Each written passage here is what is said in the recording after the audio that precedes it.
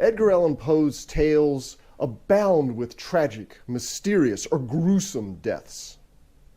But sometimes the truth is even stranger than the fiction, especially in Poe's Richmond.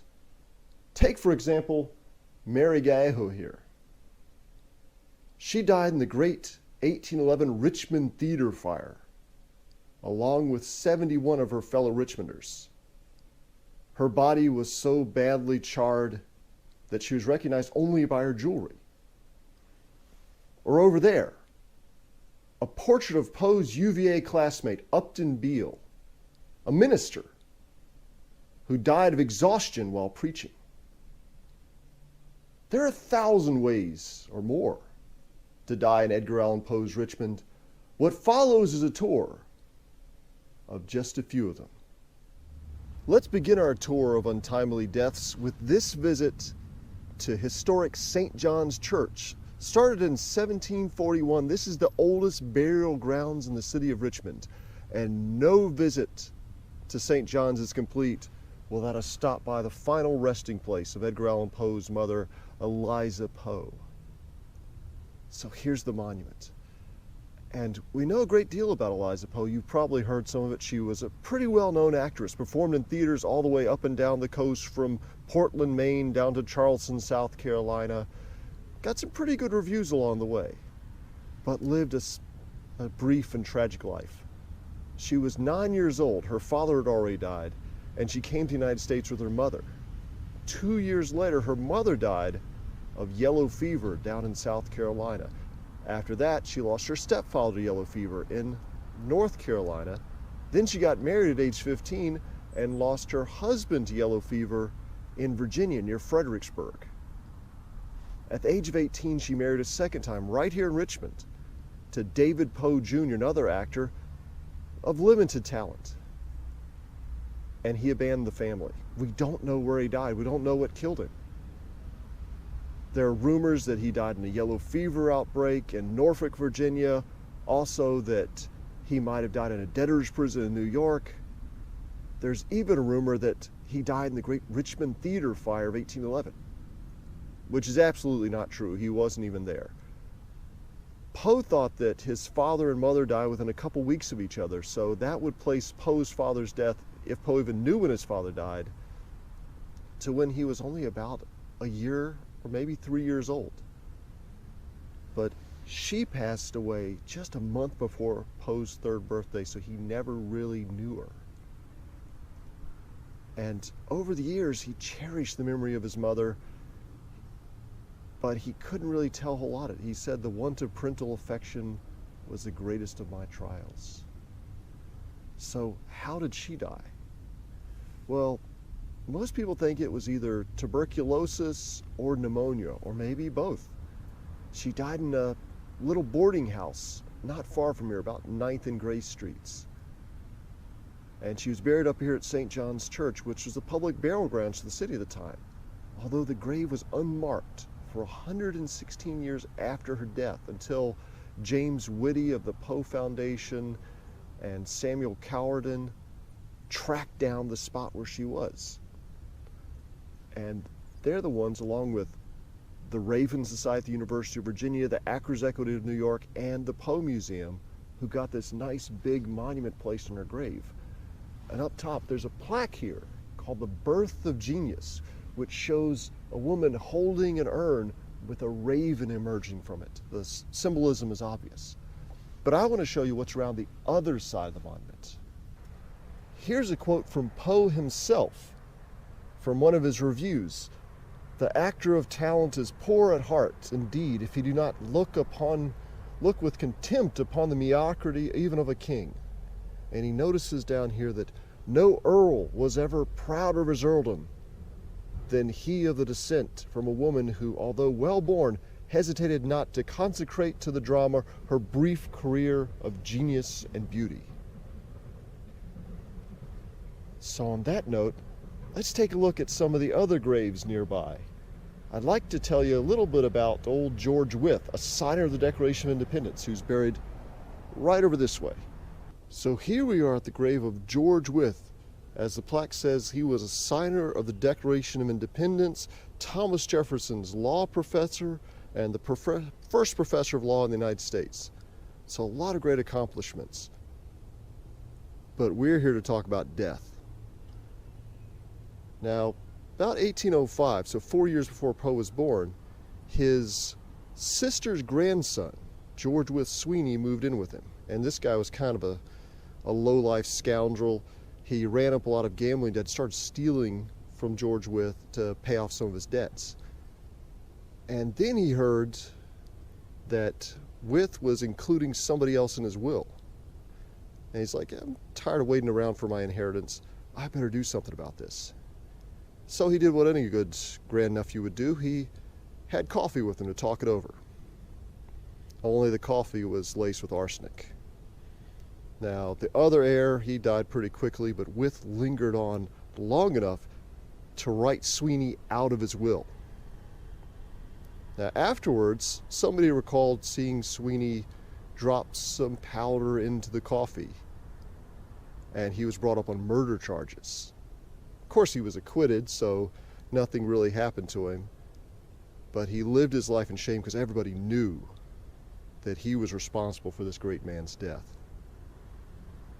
And one of his defense attorneys was William Wirt. He lived over at 5th and Main Street, just across from the Allen House, Moldavia, where Poe lived.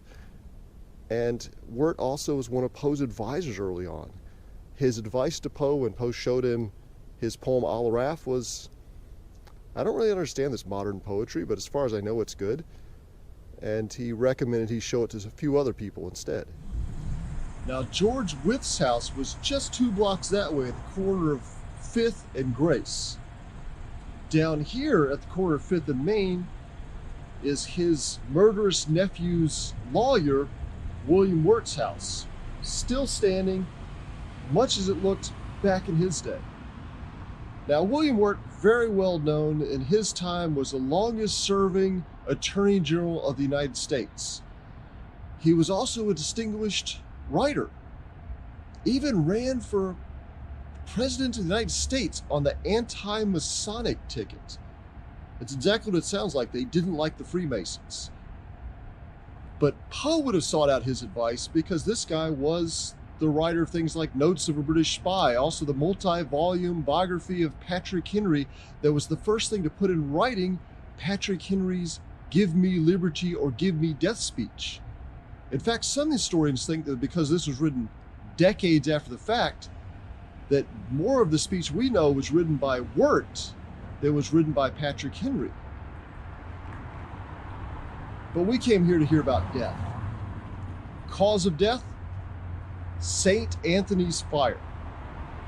A painful red rash all over his face and legs and arms, followed by swelling, fever, vomiting, and agonizing pain. At first, the doctor thought it was a cold, but quickly deteriorated, and he was dead. 1834. He was buried with all pomp and circumstance. Even the President of the United States attended the funeral. But our story doesn't end there. Fast forward to the 1970s, and there was a huge William Wirt fan. Apparently the biggest William Wirt fan there ever was. And what do you get for the Wirt fan who has everything? Well, how about a piece of it? Somebody in the 1970s broke into Wirt's crypt, wrenched open his coffin, and stole his skull. Now, the piece wasn't discovered till decades later, until the early 2000s, in an antique collector's private collection. Since then, the Smithsonian has verified that, this was William Wirt's skull, so they've reunited it with his body, and hopefully they've improved the locks on that crypt. Right behind me is the birthplace of Jane Stith Craig Standard, the woman Poe called the first purely ideal love of my soul. Now, you might already know that when he was 14 years old, he saw her for the first time and just fell head over heels. He almost fainted right at her feet. You might also know that he dedicated his poem to Helen to her. He celebrated her as Helen of Troy, the most beautiful woman who ever lived. You might not know that her life was surrounded with just as much tragedy as was Poe's. When she was 15 years old, right here in this house, her father was suffering from tuberculosis. The doctors didn't know what caused it back then. They thought maybe it was bad air. So he attempted to cure it by burning pine needles and inhaling the smoke. And that's how he died. The doctor said he died from internal burns received from pine straw. Now, 3 years later, Jane's sister, Anne, died in the Great Richmond Theater fire, right up the hill there. In fact, they could have seen the flames from the fire from right here. On top of that, in 1819, her mother also died of tuberculosis. And 5 years after that, Jane Stith Craig Stannard went insane and died. And she's buried right here at Richmond's Shockoe Hill Cemetery, just a few miles away from her home. But what exactly was her cause of death? Well, the jury's still out on that one. According to one source, Poe's fiancée, Sarah Helen Whitman, who probably heard it from Poe himself, she suffered from a visitation of strange and peculiar sorrows. Poe's mother-in-law said that she suffered from a brief illness. Yet another source says she died of exhaustion from the mania. But what exactly does that mean? Mania was a catch-all that could mean a lot of different things. So, did she suffer from mental illness? Or was it a brain tumor? Was it something else entirely? Well, no matter what it was, there wasn't a whole lot they could do for her back then. One option was to ship her out to Williamsburg, to the mental hospital out there, to be locked up and restrained, which didn't cure a lot of people. The other option, which they thought was more humane, was to keep her at home, to put her in a white room, protected from loud noises, bright colors, distracting reading materials, so that she could rest and recover. It was called a rest cure. But I'm not sure that had much of a success rate either. It's said that Poe saw her only once during her illness, but he didn't like to speak about it very much. So exactly what happened to her? Poe was just 15 years old when she died, and he was devastated. It's said that he camped out right here at her grave for several nights. Some say he's camped out all summer, night after night, just to be close to his beloved Helen. Years later, after he got married, he used to take Sunday afternoon strolls up here to the cemetery, and he showed his wife Virginia his Helen's grave. Well, just behind Stannard's grave, right over there, is that of another one of Poe's good friends, Hugh Pleasance. Let's go take a look. When Poe visited Richmond during the summer of 1848, he needed a place to stay that was convenient to the Southern Literary Messenger Office, which at that time was just on the edge of Capitol Square. Fortunately, he had a good friend, Hugh Pleasance, here, who lived just a couple blocks away. This is the Pleasance family burial plot at Shockoe Hill Cemetery. As I mentioned, just behind Jane Stannard's grave. And I'd like to introduce you not just to Hugh, but to his brother John back there with a really big monument. Let's take a closer look. So the really big one here is John Hampton Pleasance marker. He was also a contemporary of Poe's and also a magazine editor. And in Richmond, newspaper and magazine editing was a matter of life and death. The country was still fairly new, and the newspapers were fairly partisan. There were the Whigs on one side, the Democratic Republicans on the other side, and both sides thought the other was going to destroy the country. And sometimes their arguments leapt off the page and resulted in violent duels and premature deaths. Now, one of the Richmond Enquirer editors, Thomas Ritchie's rivals, James T. Callender, was found drowned in just 3 feet of water in 1803. The Enquirer's founding editor, Meriwether Jones, died in a duel in 1806. Journalists John Daly Burke and Skelton Jones, Meriwether's brother, also died in duels. To be fair, a lot of people died in duels back then. Even though the practice had been outlawed in Virginia since 1810, it continued for nearly 80 years more. And that's how John here died. In 1846, a rival editor, Thomas Ritchie Jr., was criticizing him in print, called him an abolitionist, which was a swear word back there in Richmond, and a coward. And he couldn't stand for being called a coward, so he called Ritchie out and said, "I'll meet you at the dueling grounds in Manchester." So now we're on the south side of the river in Manchester. It used to be a completely different city from Richmond, but it's since been absorbed into Richmond. This is where the duel took place. It was a dreary February morning, much like today. The two combatants, Ritchie on one side, Pleasance on the other, stood about 100 feet apart. Their seconds tried to negotiate a truce, didn't work, so they drew their pistols. Now Ritchie just started firing. After one pistol he shot, he dropped out of the ground, picked up another, kept shooting. Pleasance walked slowly towards him, refused to fire until he was close enough, and he just shot into the air. Some say he even had a blank.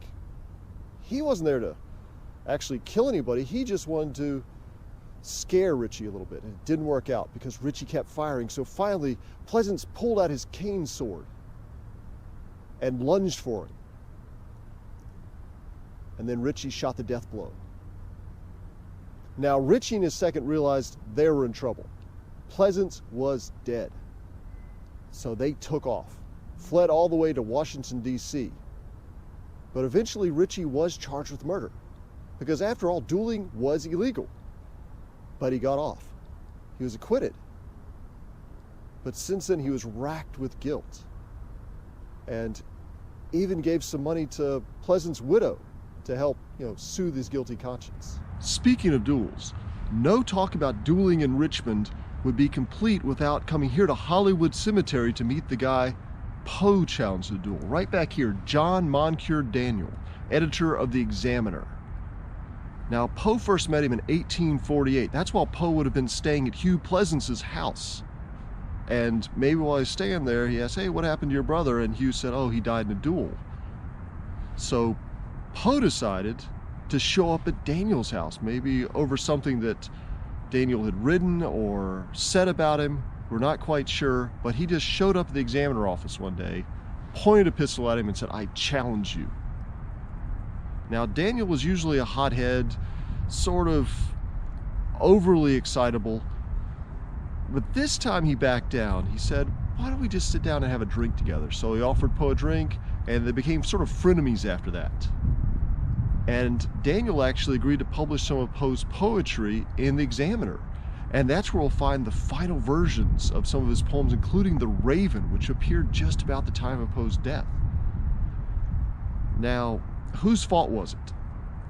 Well, Daniel here got into 8 other duels during his lifetime, including a duel he fought because he disagreed over the aesthetics of a statue.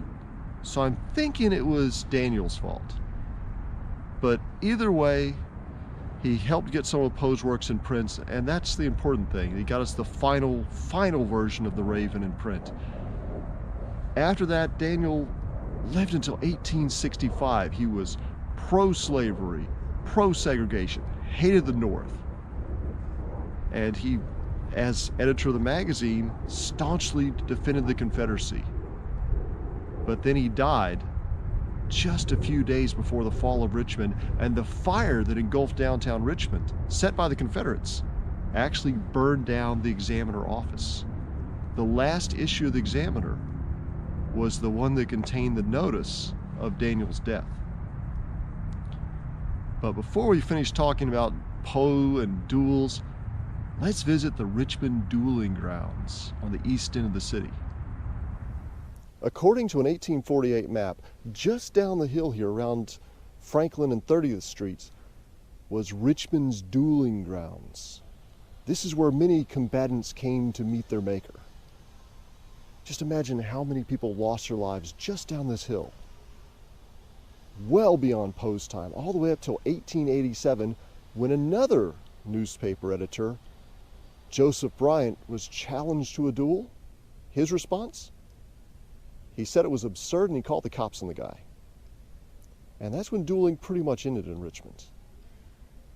Now later, Bryant was able to acquire a writing desk from the Southern Literary Messenger that was believed to have been the one used by Edgar Allan Poe during his 1848 and 1849 stays in the city.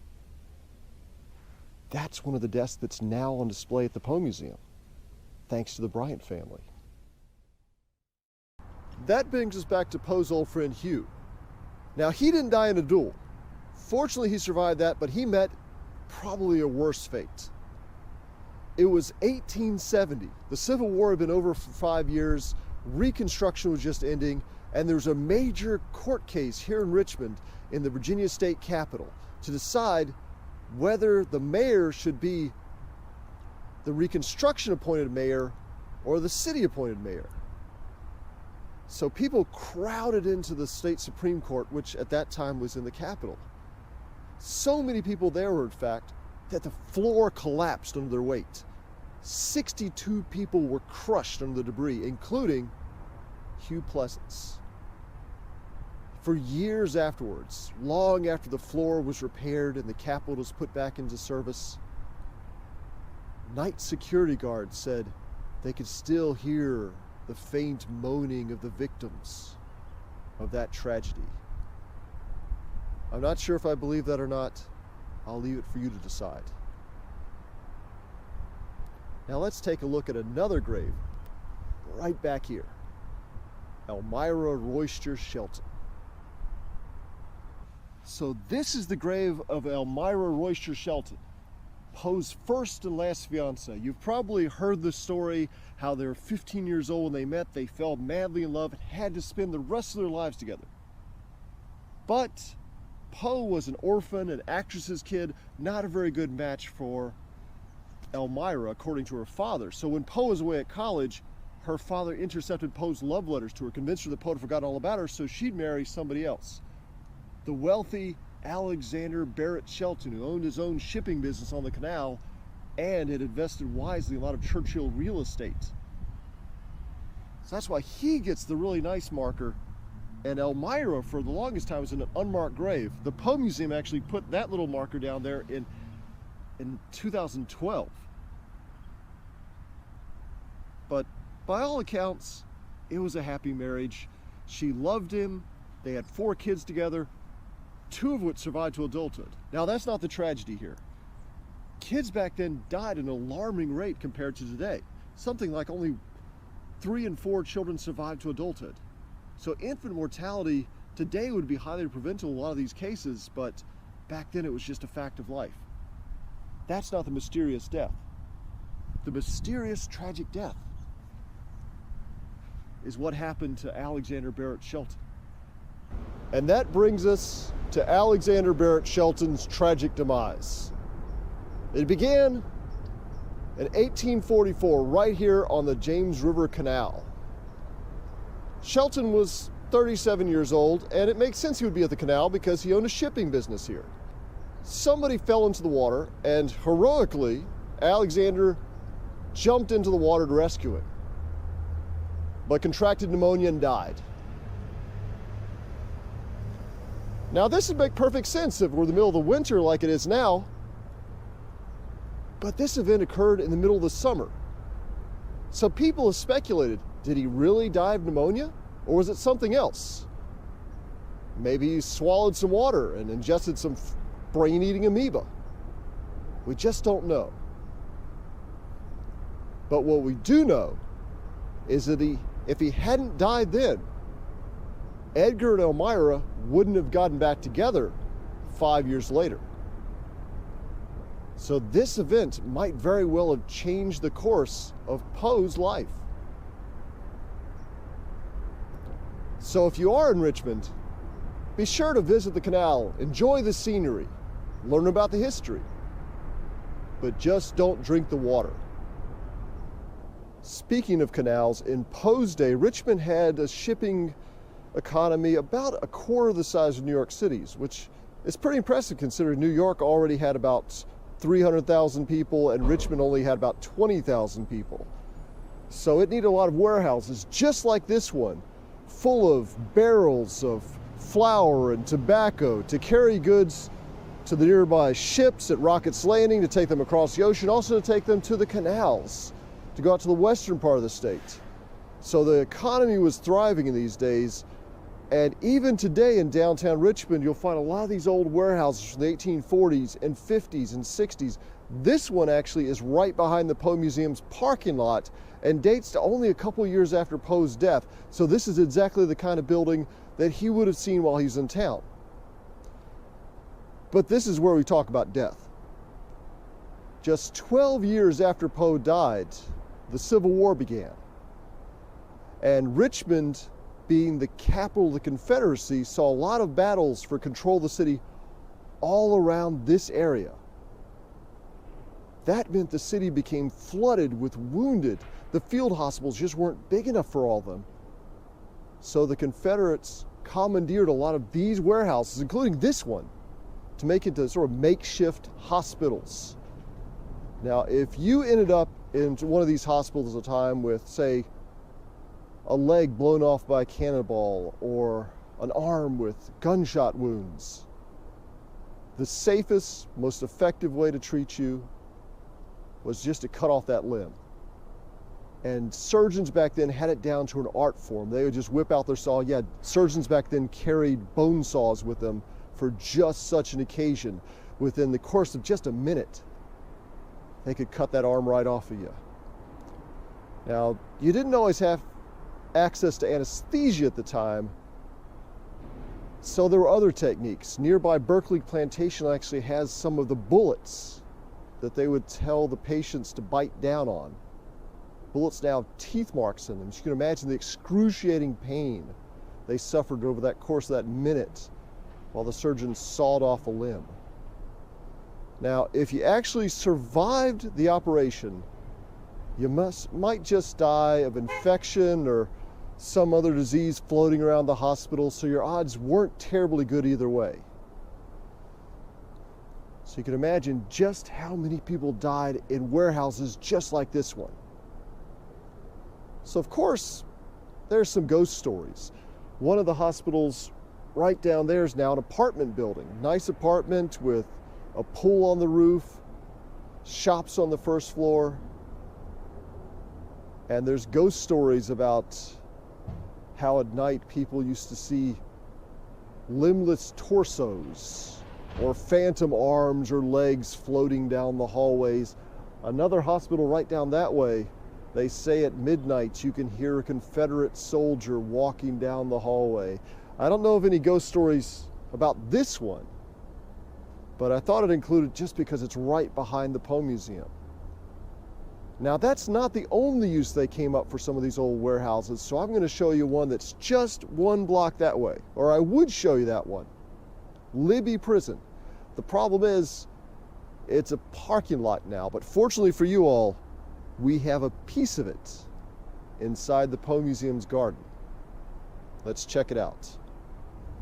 So here it is, a lock from a warehouse run by Luther and George Libby. They're grocers, which doesn't sound too bad. You'd have some fresh produce there. But the Civil War came along. And with it, in addition to all those wounded Confederates, were also captured Union soldiers and officers. And the Confederacy needed a place to keep them, to imprison them. So Libby's warehouse became the infamous Libby Prison, just one of many warehouses that were commandeered around here to make way for these officers, not just to contain them, but to make it so they would never be able to fight again, whether that means starving them or breaking their spirits.